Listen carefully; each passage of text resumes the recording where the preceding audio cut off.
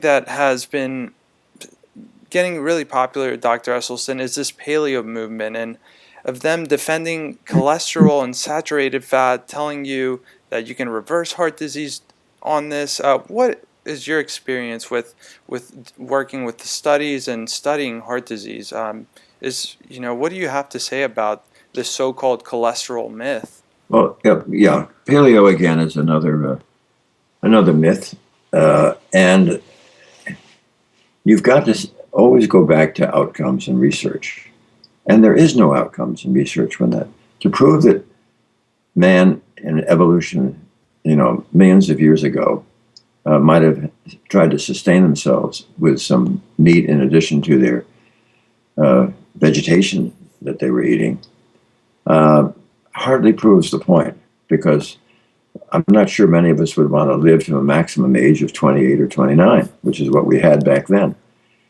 And the other problem, besides the fact that paleo has absolutely no research, if they want us to eat, I mean, just imagine the idea of putting all this dead flesh in your system.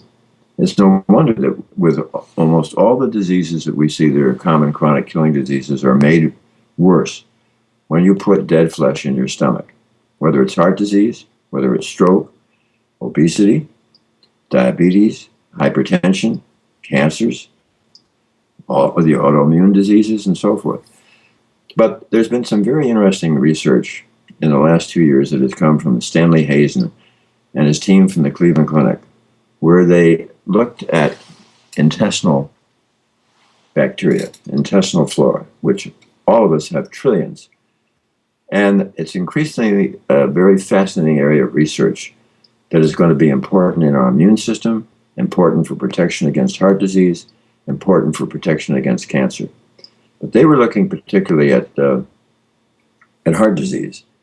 And they found that in patients who are omnivores, participants who are eating dairy products, who are eating lamb, beef, pork, shellfish, fish, all the animal products, omnivores, their bacteria, when they metabolize these foods, make a product called TMA, trimethylamine. And trimethylamine is rapidly oxidized by our liver to trimethylamine oxide. And trimethylamine oxide is a molecule that can create aggressive vascular disease. On the other hand, they also found out that, for instance, if they give a piece of lamb chop to somebody who is totally plant-based, they don't make TMAO. Why? Because they do not contain the intestinal flora that can do that.